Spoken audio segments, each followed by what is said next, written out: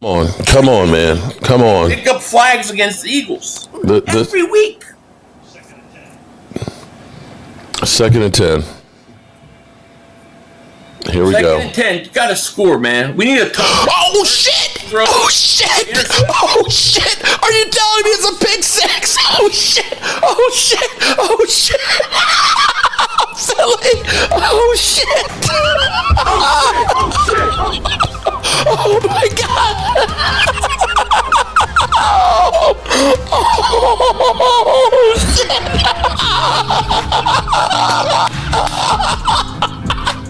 Oh shit! Oh shit! He's passed the fuck out! Oh my god! Oh my god! What a bad pass! Oh my god! Horrible throw! What a stupid pass! Horrible throw. Oh shit! That's it. That's game. That's the game. Oh shit! Oh my god! Oh my god! Oh shit! You know, so it's like, all right, basically, you want to eat some ass? You want to eat up some ass? Eat up some ass. Let's go. What? Happy game day morning, friends. Mark Holmes here for my buddy Cowboy Joe Boo, as well as the Funky Chicken, and of course, Joe Bear. And as always, I want to say thank you all for watching, commenting, subscribing, and being part of the Joe Boo Sports Report. Without you guys, as well as you ladies, you know that this literally does not work. So let's get open for business and let's wake up the football guys. Man, I overslept because I meant to get up early this morning because I got some cabinets I need to build to take down the road with me tomorrow. But did my fireside chat and my wife was Netflixing Resident Alien. And so when she starts Netflixing, she doesn't watch just one or two. She watches she watched the whole series season. And I ended up staying up watching it with her to the last episode of the first season. And it was like 1:30 when we went to bed. So it was funny. It was interesting to say the least. But I'm tired. And now we've got the game starting at 9:30. We're going to be live streaming it. If you're a channel member, we're open up the chat before the Cowboy game at 1 o'clock. We got Chef David Wiley coming. What? We got Chef David Wiley here. Got it? Okay. We got Chef David Wiley coming, of course. We got pork tenderloins that we're going to be doing shish kebabs with chimichurri sauce and stuff on it. It's going to be a great day. Anyway, here we go. Today is the opportunity for the Dallas Cowboys to take another step to be in the rearview mirror of the Eagles. And as great as that feeling was for the Cowboys to see the Eagles lose, it doesn't mean anything if you can't handle your own business. And this is where we have to handle our own business. And right now, we have the opportunity for Dak Prescott to take a step ahead of Tony Romo.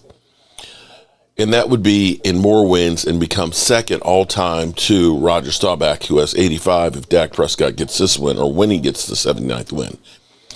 So now in his 10th season, Dak Prescott has 127 regular season starts for the Cowboys, which is actually the exact same number Tony Romo had in his 13-year career.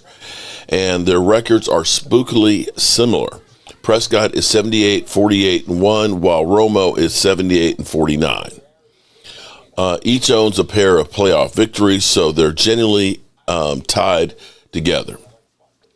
Dak knows what's on the line Sunday when the Cowboys take on the Carolina Panthers, but he couldn't care less when recently asked about passing Tony Romo with the next win. Prescott came back with the greatest response any coach, teammate, or fan would want to hear, simply saying, "Never celebrate third place." Best response. Never celebrate third place. Wow. That's my quarterback. I want to go back to 6 years ago. We're a little short this morning, so we're going to try and get this in here. This is an interesting spot because this was 6 years ago on ESPN, basically saying that Dak Prescott is not better than Tony Romo. All right, so we just heard you say that the Cowboys trust Dak more than they ever trusted Tony Romo. I found that surprising. Why is that? No, well, I posed the question earlier to the guys, and this is how it began. Is basically I posed that question to to the staff with the Dallas Cowboys, and not just the staff, but some of the players around them. And my whole point was, Dak has some warts, as far as throwing the ball, passing the ball, and being a pocket passer. I've always felt like there's been some limitations, and I felt like, for the longest time, Tony Romo, let's call it what it is an absolute better passer in the pocket than Dak. And I said to those guys, I posed that question, hey, listen, Tony's a better quarterback and has been. And I played with Tony. I know how good he is as a football player. And these same people that I've been talking to within this organization said, yes, Tony probably was the better quarterback at the position. But there's something about the intangibles that Dak Prescott has. There's something about the leadership. There's something about the it factor that he has as compared to Tony. And it's totally different, and it's something that we truly believe in. And these are questions I've asked not only to some of the players within that organization, but I'm talking about the staff. And when you really want to know about a guy, you ask the training staff, you ask the equipment guys, you ask the people within that organization, the ownership, you ask them those questions, they'll tell you the same thing over and over again. Yeah, Dak Prescott has these warts, but there's something about this kid that we truly, truly believe in. He is a leader of men, and we will get to the promised land with him. And again, hey, I was on the opposite side. I was truly on the opposite side of Romo was the better quarterback, and this is the feedback that I've got. Well, Max and Darren, and work with me on this because I want to tell y'all a little story. Last year, night before the AFC Championship game, Robert Kraft, the owner for the New England Patriots, invited me to their AFC Championship party. Wasn't any of the players there, anything like that, just him and, a bunch of folks that were there. Tony Romo was there with the great Jim Nantz and others. And talking with Tony Romo for the first time in my life, I mean, I got to tell you, his personality was electric, fun-loving, really nice guy. The whole bit, that's the deal. I throw that story out because I think it's important to recognize, Darren, what you just said. People are looking at Tony Romo as, this guy that's a nice guy, whatever, and with Dak, you see a leader of men. I can believe that. But here's where I think it's important to point out. Dak gives you the impression that he's there, he's about his business, and the team itself, he prides himself on being that leader assigned to galvanize the troops and maximize whatever potential exists out there for us to go out and grab whatever we're after. Tony Romo is a guy that comes across as a very nice guy, but obviously has his select clique that he vibes with, and that's about it. I could see how somebody could jump to that conclusion. Having said all of that, that is the only excuse that anybody can have to me to tell me that Dak, we believe in Dak more than we believe in Romo. Because as much as I like Dak, and as much as I want Dak to get paid, and as much as I want him to be successful, even though I don't wish successful for them nauseating Cowboy fans, the bottom line is Dak Prescott, from a talent perspective, from a passive perspective, is not better than Tony Romo. Absolutely not. He's not better than Tony Romo. I agree. Look, this is something that Bill James, the godfather of Interesting take. Talked about or wrote about in the Historical Baseball Abstract Volume 1, I believe it was, guys, in the mid-'80s. He called it the BS dump. Wherever we want to kind of put our subjective feelings about someone, when we want to ignore what, the numbers say, for example, we just claim, we assert it, and someone gives us this feeling, and we give someone credit for it. So you have to be careful, I think, Darren, with this kind of stuff generally. However, sometimes that stuff applies. And Stephen A., I got to say, the players that Darren talked to, I get it. I get the same feeling from Dak. And while we're playing armchair psychologist here, let me just say, I think the difference is, this is just, maybe it's my BS dump as a media guy with some distance from this. Tony Romo always looked to me like a guy, and he's a great broadcaster, like a guy with an ego that was big enough to play quarterback, but the story was about him.